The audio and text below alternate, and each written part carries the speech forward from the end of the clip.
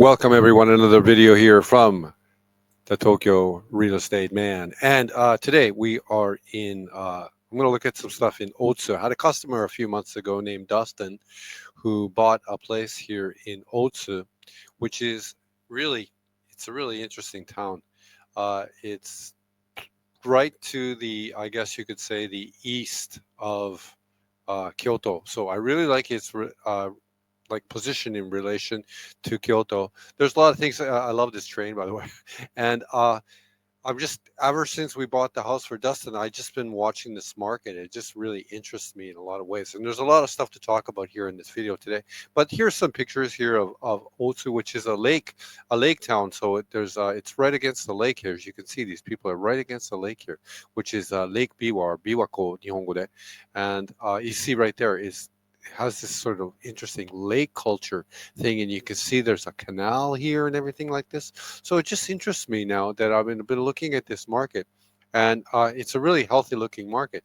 I went here to some YouTube stuff, and there's not much sort of Western stuff here. This is the locations that we're looking here in Otsu today are going to be sort of in the town center near Otsu Station. And this is a video taken by a Japanese gentleman, and you can see that here's just the old sort of town. There's a younger man there though, and this gives you a little picture of like what it would be like to be here in this old sort of town that's really well positioned. So my whole angle on this one is like the properties here are cheaper and they're a little bit nicer than it would be at the same price point in Kyoto, but Kyoto is only about a 10 or 15-minute train ride away. And you might not look at this barbershop one, I just love it. You might not want to live in Kyoto, but you might like to be close to Kyoto because it does have economic impact and everything like that. So when I was thinking like this would be a interesting property to sort of, or just market to look at for something, uh, I don't know, it's just interesting. Maybe you have your own twist on it, but I thought we could make a video about it. And this is the sort of downtown of Otsu, and I've often said that these covered areas, so you can tell in the wintertime, they likely get a lot of snow, and there's likely a lot of rain. Japan gets a lot of rain, and so this was in the 60s and 70s. This was the women or the women of Japan screaming because they were the ones doing the shopping and everything like this to cover their shopping ways up. A lot of these sort of like shopping streets in this have died in some ways, and people have moved to the mall because of the effect. Basically, you see it right here. They want their cars and they like to go shopping with their cars. But you can imagine in the 50s and the 60s during the post-war period, there's a new mansion right there. There's a new build right there. Okay, so there's enough demand here to build a brand new building, and these apartments in this building would be very expensive. They wanted their cars, and the conglomerate or the lead chain, as you say in Japanese, build all these malls in all the towns of Japan, strip malls or whatever, and they basically killed down what's known as the Shotengai, which is that sort of shopping street. But they still exist right there. Anyhow, I'll stop this video right here. As you can see, this is the Kosaten or the intersection here, and we'll come over here to the map. And I started the map here from way above. This little bar in the middle is saying it won't show properties unless you move in. Here you have Kyoto Station right here. And here is the Otsu Station right here. And this area that we're going to look in Otsu, I'm trying to isolate things that are near the sort of Shinkansen station or the lead station of Otsu. But you have the lake right there. And it's just interesting because this is just a 10 or 15-minute train ride away from Kyoto. So just interesting. Anyhow, we'll move in closer, and there's other things we should talk about on this map when we get in closer like this that we can see. Now, from looking at this stuff every day from this sort of 20,000 foot view as I do in these sort of maps, and we do in these maps and these in the video, we're waiting for it to kick up here. We can see that the one thing that I really like about this at home page is it has this sort of color matrix, okay? And colder stuff is here on the bottom and then the hotter stuff is here on top. And I've often said you don't want to go into towns and or into places in Japan where you see nothing but this sea of blue. Okay, what you want to see is a balanced market, And this is what you're seeing here. What I mean, what's good about a balanced market, okay? There's one here, this one here, I looked at it, was for 9,900 mon, right? We'll move up to the top here to see that's the price right there. I'm not saying that that's what we're going to look at here today, but what that indicates is there's demand in this neighborhood for this $1 million listing.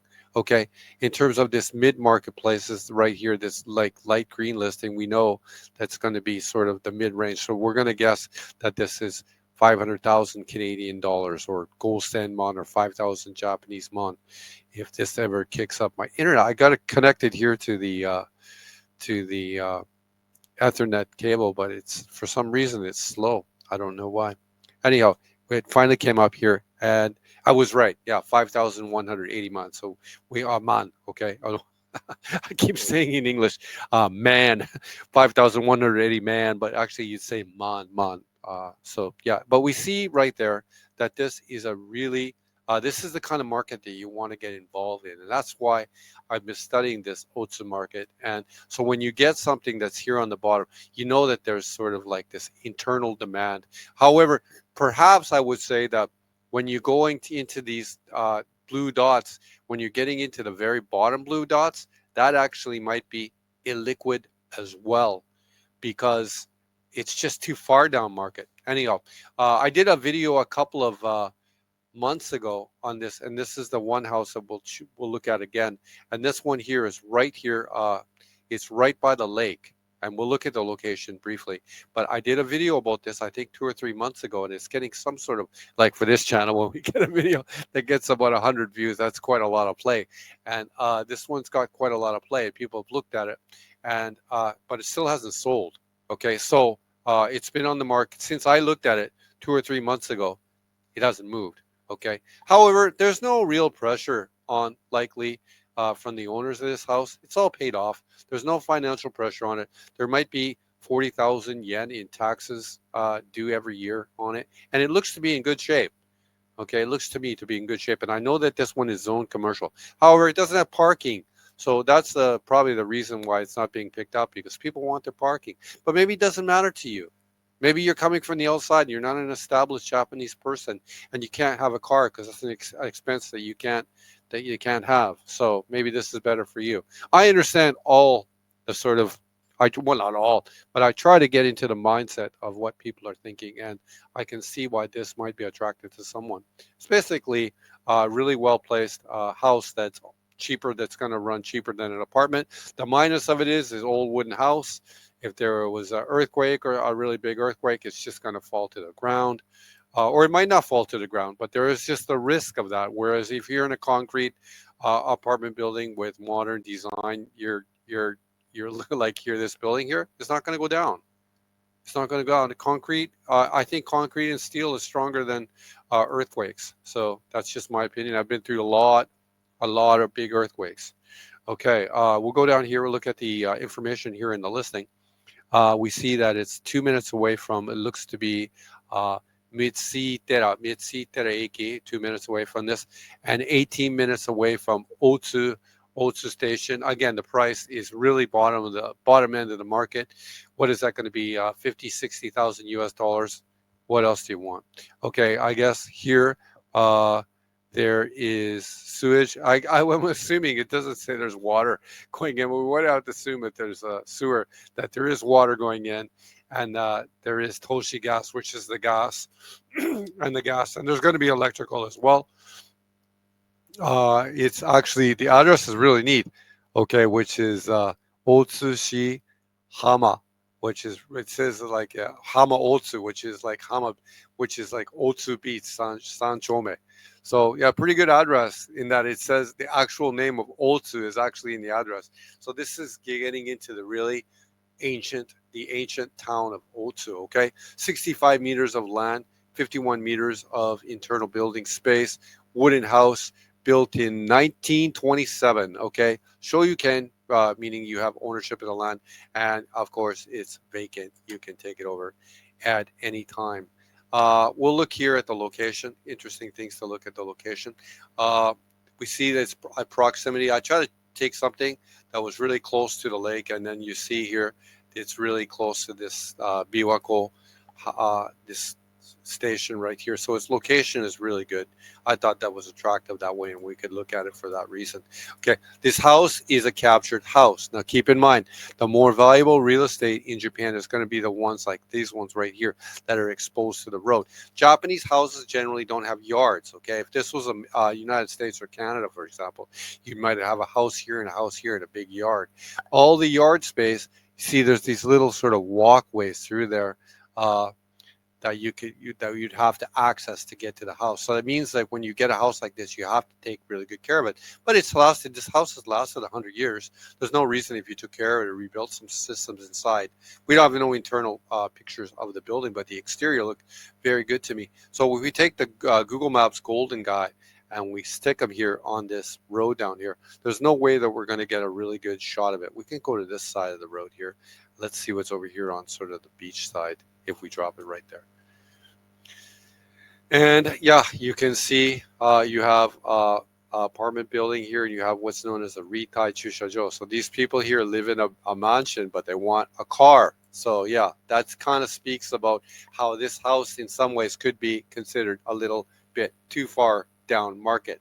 And just remember, Japanese families are more established than you, so they want everything. What does this house have here? It has 2 car spots. The spot that you have has no like cars, and then most of the people here who live already in this town are set up for having a car, and the systems of the city are set up for having a car because most people have a car. So that's the weakness in getting moving this far down market like this. However, it's just fun to look at. It's just a conversation. Look at this one here. You see it right there. There's just the systems of the car are so important. That's why I always on this channel, sometimes you'll see that, of course, I do sell cars, and that's one reason. But the other reason that I always talk about cars in this channel as we're looking at real estate, it's just so much of the modern Japanese experience is based around the car.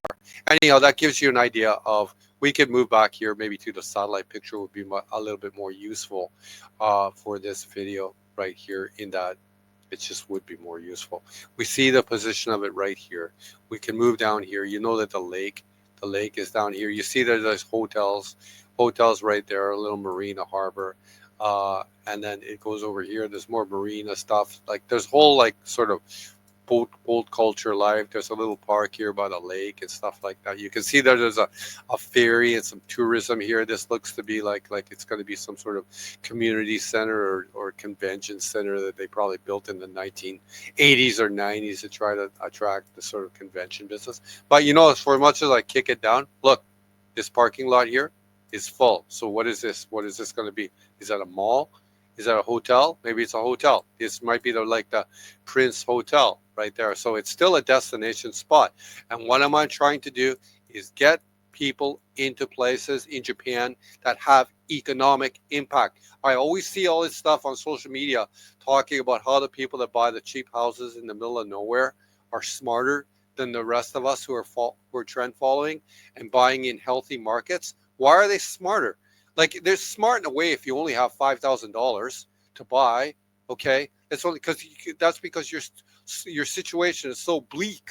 I don't mean to be mean, but your situation is so bleak for that you have to buy. Maybe you're in that situation, that's what you need. But if you're not, you're in that situation, you have to buy in healthier markets. And this is a better kind of thing that you want to get. And then the angle on this one is, you want to get this house. Let me put it on the first picture here. You want to get this house and you want to make the inside interior just spectacular. And that's what's going to give you the U-turnability. That's what's going to give you the plus alpha. That's what's going to give you options in the future, is your ability to make this interior good. And it also, it can, having said that too, for this price, which isn't very much to me, okay, that's not very much money to me. Okay, not at all. Okay, you could turn this into a rental and some revenue for the rest of your life if you wanted. Okay, in the secrecy of Japan, where your governments, let's say the Canadian government or the American government, they're going to not know anything what you're doing here in Asia. Anyway, that's a little escape artist little thing in the top of my head from Tokyo Real Estate Month. Here's another sample in the market that's a little bit further up market, but not much. Remember, there was a house for $1 million. There was a house for $500,000. This is really bottom end of the market right now. It still really is, but it's I'm hoping that this, I was speculating that this one might have a parking spot. You have a 2-story house on this one for 1,350 man. You say Eastern Sambiak Gojuman. And I'm going to talk about this one property has a huge potential in it, and I'm going to develop it as this video goes on. So make sure you stay to the end. Okay. No, it doesn't matter. If you want to go, you can go. This is really hinting on the potential of this property, and this is just, it was probably built in the 1960s, and it's just using the 1960s designs here for stuff which are just not as good as they would build now. And when I get to the map, we're going to develop this. Anyway, maybe this space has no parking right now, but this is on a space that is rebuildable. And you can see everything inside is basically like, I mean, I'm sure everything is like operational and everything like this, but this is going to be a really difficult one to sell in the Japanese market space, put it that way. And would a construction company want to come in here to Otsu and improve this one? I don't know. Okay, we'll come down here to the information here in the listing. 8 minutes away from Otsu Station, 1,350 man. Shoryuken, all the systems here are working. This is, okay, Chosido, Geisido, Toshi, Gas, Denki. So everything here is working. What's the last one, by the way? So I can see. And then Sokuman. I'm not sure what that means. And then there's flooring. It's just saying that the sides of the building are strong here, or something in regards to that right there. Yeah, wooden building built in 1967. Shoryuken, which means you have ownership of the 2-story building. Sorry about these googly eyes that are coming into your screen right now.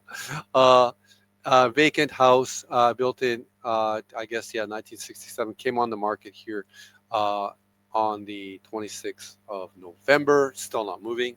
If it was a hot house, it would have sold already, especially at this point. Good houses in Japan for this price point right now are selling all over the place. It's a hot market for real estate in Japan. Anyhow, let's go here to the Google Maps right here. I'll move up so you can see the placement of it here. And I was trying to get stuff that's near all the stations here, and near the lake, and near this sort of corridor that goes to Kyoto. We can back up so you can see that as well. Okay, so we know that this corridor here is connecting with Kyoto. So that's kind of the stuff I've had in mind with it. Okay, but as we move in closer, I'm going to get this Google Maps golden guy, and we'll drop him in here on the street, and I'm going to develop some very interesting chatter or ideas about these kind of doesn't have to be this property, but it could be when you're looking on your own. Okay, you see something like this, and so you can get the thinking. And I've been I've sort of been gaining this thinking for this just through looking at the maps. Anyhow, you can see standard kind of like a suburban Japanese neighborhood, but like really clean. Do you see homeless people anywhere? You see drug users on the street? No, you don't. Okay, where I can't find. Do you see the house, Tokyo Real Estate Man? Do you see the house? No, you don't. New build right there. But don't forget, it's very important that you see new builds with old builds, because when you see a new build, it's indicative of what? It's indicative of demand. You think if I land it there, we'll actually find it? Oh wow, is that the house? There's a house mark. Is that the house? I don't think that's the house. I'm thinking the house might be on this little street down here. I'm just not doing an effective job of finding the house. I'm sorry, everyone. Okay. Oh, you see here, by the way, there is a new build right there. A new build right there. I cannot find this house. God, Tokyo Real Estate Man, how useless are you, man? Maybe it's down there. Can I go down there? Do you see the house mark? I've got to. Okay, I'm going to try to land us in there one more time. Okay. Okay, Tokyo Real Estate Man, can you find this house? If I land us right there, does that get us in there? Do you see the house mark anywhere? Oh God. Oh, here it is right there. I did indeed find it. Okay.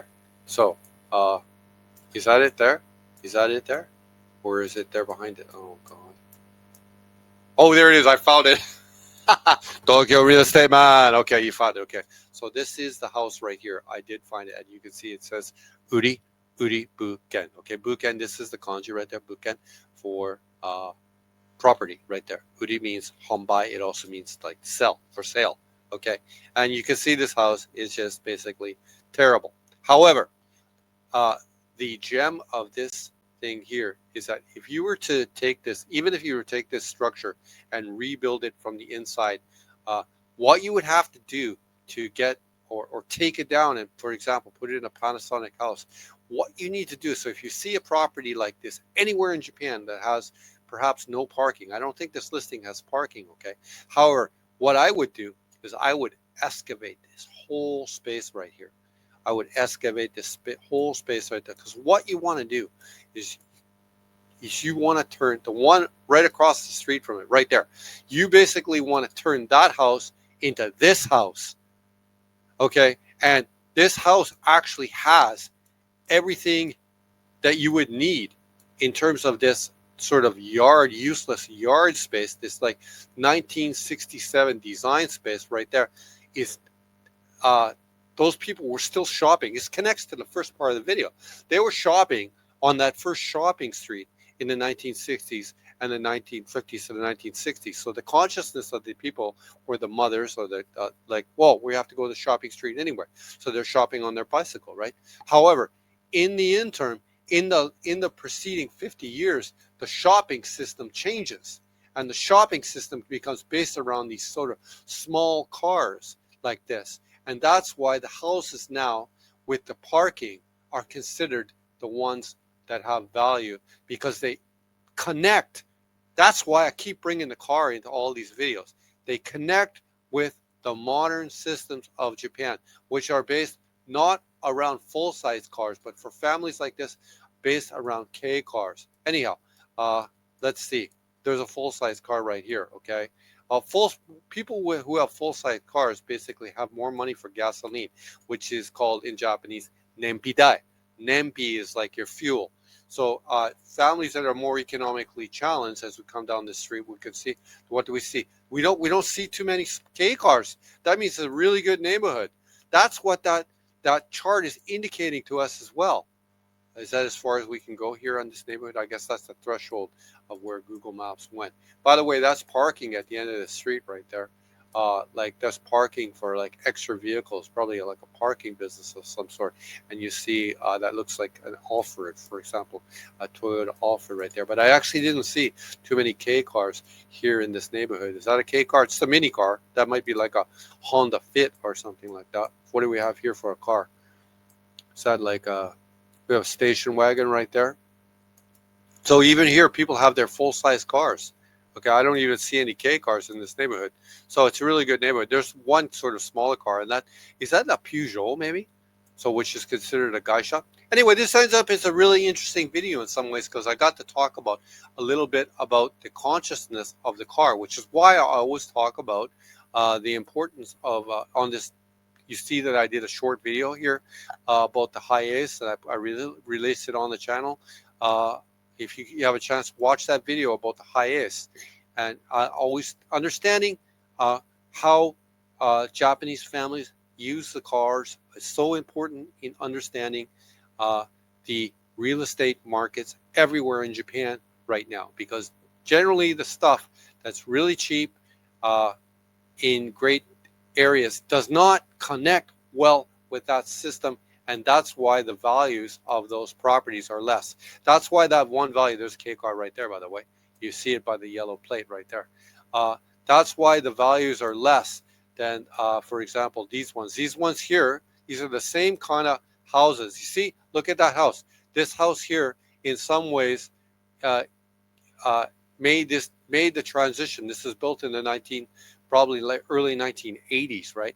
And it was already able to make the transition to having a parking spot. Why is this orange cone here? Why is it here? Because they want to make sure no one takes their parking space out, because their car is vital for servicing how they live. So these places that are down, this house right here on this corner is worth a lot more than the ones here in the middle are, because it has the better placement. That's why this stuff that we're looking at in the middle, okay, is worth less. because it's placement. And it's all also like you have to understand that Japanese real estate, okay, for the most part, does not have a yard. So then this would be a yard perhaps in North America, but it's not a yard, okay? It's a house, but then it's a lower valued house right now because it doesn't have access to the parking. But what are they doing? They're doing so intelligent. Look at that. They have like a little bike. We gotta have a car to go shopping, but we can get a motorbike. So you see that people are adjusting. That looks like a motorbike there as well down the street. So people they just adjust in just the best way they know how. Anyhow, this is a really good way of looking at things and understanding real estate. Anyway, another video here from the Tokyo real estate man. Fun to talk about Otsu here today.